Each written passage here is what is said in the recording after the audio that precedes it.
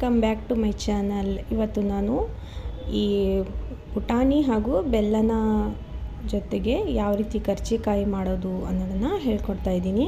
ಇದನ್ನು ನಮ್ಮ ಕಡೆ ಗೂಡು ಪುಟಾಣಿಗೆ ಪೂರ್ಯ ಅಂತಲೂ ಕೂಡ ಕರೀತಾರೆ. ನಾನಿಲ್ಲಿ ಒಂದು ಕಪ್ಪು ಪುಟಾಣಿ ಹಿಟ್ಟನ್ನ ರೆಡಿ ಮಾಡ್ಕೊಂಡಿದ್ದೀನಿ.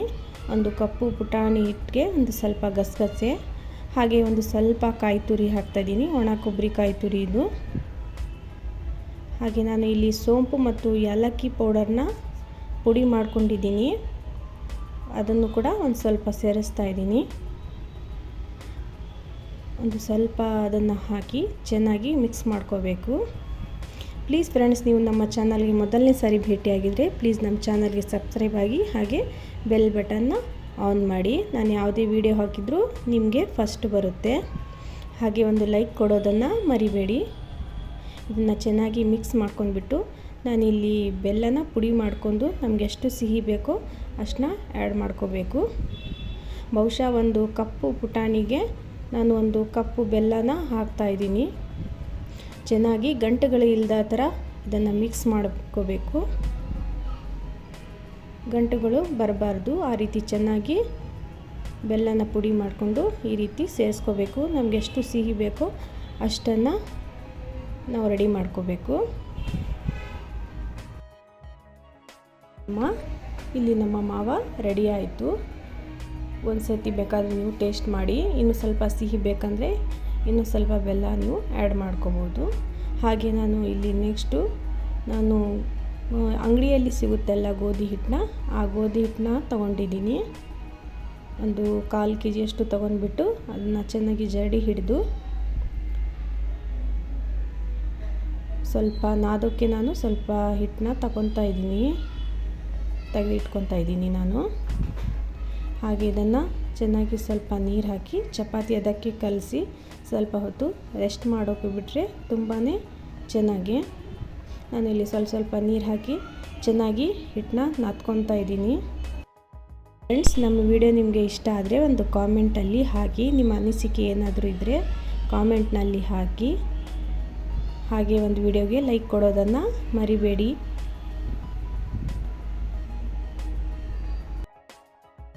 ನೋಡಿ, ಈ ರೀತಿ ನಾನು ಕಲಿಸ್ಕೊಂಡು ಸ್ವಲ್ಪ ಹೊತ್ತು ಹಿಟ್ಟನ್ನು ರೆಸ್ಟ್ ಮಾಡೋಕ್ಕೆ ಬಿಡ್ತಾ ಇದ್ದೀನಿ.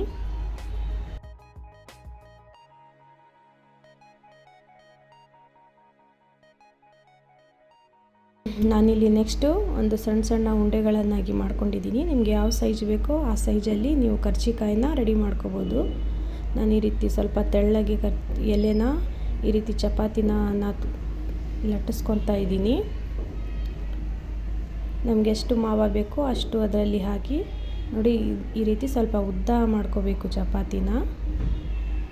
ನಾವು ಎಲೆ ಕೂಡ ಅಂತೀವಿ, ಪತ್ತ ಕೂಡ ಅಂತೀವಿ. ನೋಡಿ, ಈ ರೀತಿ ಉದ್ದಕ್ಕೆ ಮಾಡ್ಕೊಂಡ್ಬಿಟ್ಟು ಈ ಮಾವನ ನಮಗೆ ಎಷ್ಟು ಬೇಕು ಅಷ್ಟು ಹಾಕ್ಕೋಬೋದು. ನಾನು ಒಂದು 1.5 ಸ್ಪೂನ್ ಹಾಕ್ಕೊಂಡಿದ್ದೀನಿ. ಹಾಕಿ ನೀರಿಂದ ಈ ರೀತಿ ಹಚ್ಚಿ ಚೆನ್ನಾಗಿ ಪ್ರೆಸ್ ಮಾಡಿದರೆ ಯಾವ ಕಾರಣಕ್ಕೂ ಎಣ್ಣೆಯಲ್ಲಿ ಕರಿಯುವಾಗ ಅದು ಉಚ್ಚೋದಿಲ್ಲ ಪದರುಗಳು. ನೋಡಿ, ನೀವು ಈ ರೀತಿ ಕೂಡ ಪ್ರೆಸ್ ಮಾಡಿಕೊಂಡು ರೆಡಿ ಮಾಡ್ಕೋಬೋದು.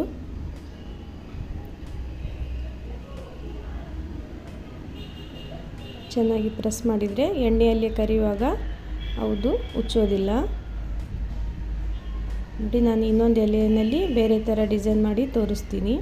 ಆ ರೀತಿ ಕೂಡ ಮಾಡ್ಕೋಬೋದು ನೀವು.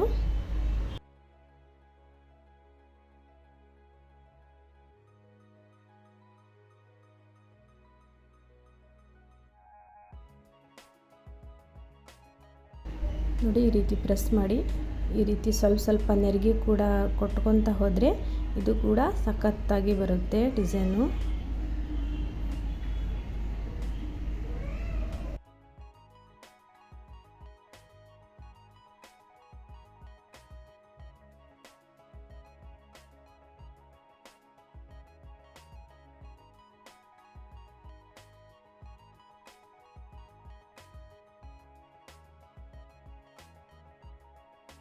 ನೋಡಿ, ಈ ರೀತಿ ನಾನು ಎಲ್ಲ ಕರ್ಜಿಕಾಯಿನ ರೆಡಿ ಮಾಡ್ಕೊಂಡಿದ್ದೀನಿ. ಇವಾಗ ನಾನು ಇಲ್ಲಿ ನೆಕ್ಸ್ಟು ಎಣ್ಣೆನ ಚೆನ್ನಾಗಿ ಬಿಸಿ ಮಾಡ್ಕೊಂಡಿದ್ದೀನಿ. ಎಣ್ಣೆನ ಬಿಸಿ ಮಾಡ್ಕೊಂಡ್ಬಿಟ್ಟು ಒಂದೊಂದಾಗಿ ಕರಿತಾ ಇದ್ದೀನಿ. ಎಣ್ಣೆ ಬಿಸಿಯಾಗಿದೆ. ಒಂದೊಂದಾಗಿ ಕರಿಯೋಣ ಇವಾಗ. ತಿನ್ನೋಕ್ಕೆ ತುಂಬಾ ಟೇಸ್ಟಿಯಾಗಿರುತ್ತೆ. ನಾವು ದಿಢೀರಾಗಿ ಮನೆಯಲ್ಲಿ ಮಾಡ್ಕೋಬೋದು ಇದನ್ನು. ಯಾವಾಗ ನೆನಪು ಬರುತ್ತೋ ಆವಾಗ. ಭಾಳನೇ ರುಚಿಯಾಗಿ ಬರುತ್ತೆ. ಇದರ ಒಳಗಡೆ ನೀವು ಬೇಕಾದರೆ ಗೋಡಂಬಿ ದ್ರಾಕ್ಷಿ ಕೂಡ ಹಾಕೋಬೋದು. ಆ ಮಾವದ ಜೊತೆ ಗೋಡಂಬಿ ದ್ರಾಕ್ಷಿನ ಹುರಿದ್ಬಿಟ್ಟು ಹಾಕೋಬೋದು. ಅದು ಕೂಡ ಟೇಸ್ಟ್ ಚೆನ್ನಾಗಿರುತ್ತೆ. ತುಂಬಾ ಸ್ಮೂತಾಗಿ ತುಂಬಾ ಚೆನ್ನಾಗಿ ಬರ್ತವೆ ಇದು. ಪ್ಲೀಸ್ ನಿಮ್ಮ ಅನಿಸಿಕೆ ಏನಾದರೂ ಇದ್ದರೆ ಕಾಮೆಂಟ್ ಬಾಕ್ಸಲ್ಲಿ ಹಾಕೋದನ್ನು ಮರಿಬೇಡಿ. ಹಾಗೆ ವಿಡಿಯೋಗೆ ಒಂದು ಲೈಕ್ ಕೊಡೋದನ್ನು ಮರಿಬೇಡಿ ಫ್ರೆಂಡ್ಸ್. ನೋಡಿ, ನಿಮಗೆ ಯಾವ ಕಲರ್ ಬೇಕೋ ನಾನಿಲ್ಲಿ ಗೋಲ್ಡನ್ ಕಲರ್ ಬರೋವರೆಗೂ ಇದನ್ನು ಚೆನ್ನಾಗಿ ಲೋ ಫ್ಲೇಮಲ್ಲಿ ರೆಡಿ ಮಾಡ್ಕೊಂಡಿದ್ದೀನಿ. ತುಂಬಾ ಟೇಸ್ಟಿಯಾಗಿ ಬರುತ್ತೆ. ಒಮ್ಮೆ ಟ್ರೈ ಮಾಡಿ ನೋಡಿ. Thank you friends. ನಾವು ಮತ್ತೆ ಮುಂದಿನ ವಿಡಿಯೋದಲ್ಲಿ ಸಿಗೋಣ. Thanks for watching.